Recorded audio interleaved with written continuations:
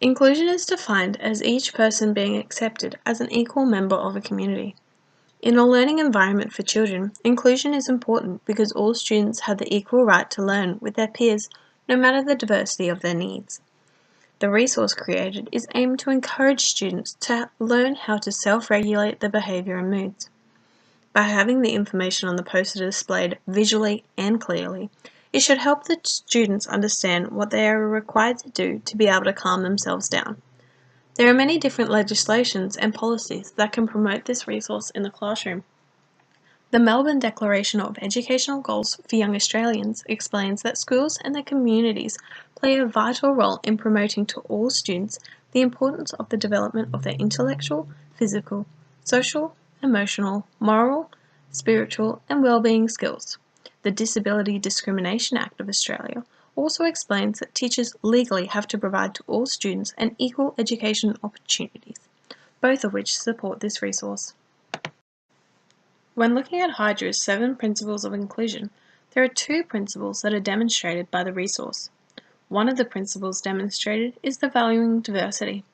This is the second principle and is described as an inclusive framework that values diversity.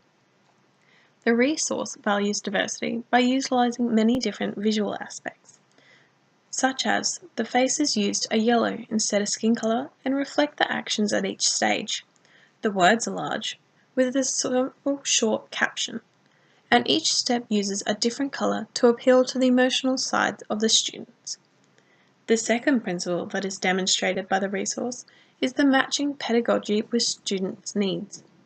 This is the 5th principle out of the 7 and is described as the students' individual needs being supported by appropriate pedagogies.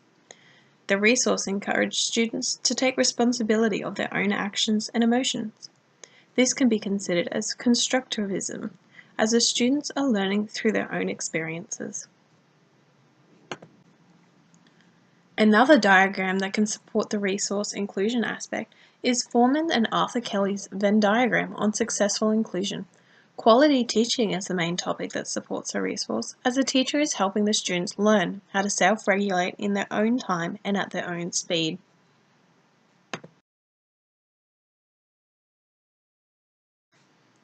Not only does this resource promote inclusion, but it also promotes the social and emotional well-being of students. The emotional well-being of students was the main focus behind the design of the resource. By encouraging the students to stop when they are angry or unable to concentrate and think about what is happening, it allows the students to become aware of what is around them and who may be influenced by their action.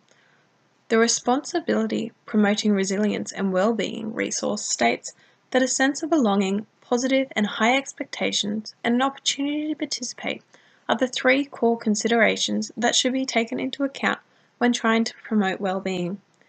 When the students are able to do the steps of the resource without looking at them, they will have learnt how to self-regulate their moods.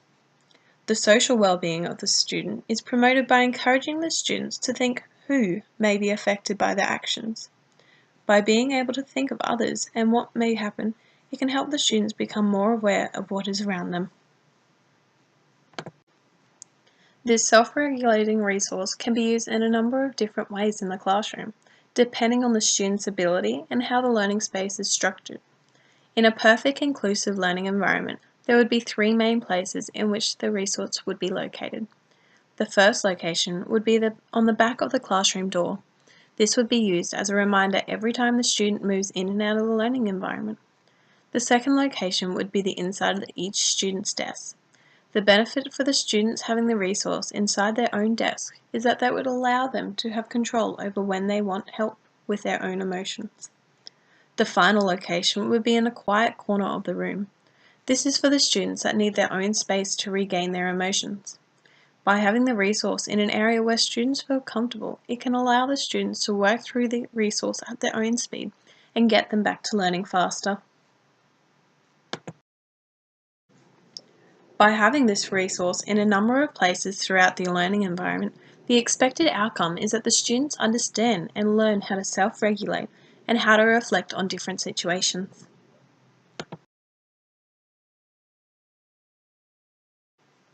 I will be using this resource in my future teachings, as I believe that if a student has the ability to self-regulate in an inclusive environment, it will make learning easier and can improve the quality of the student's work overall.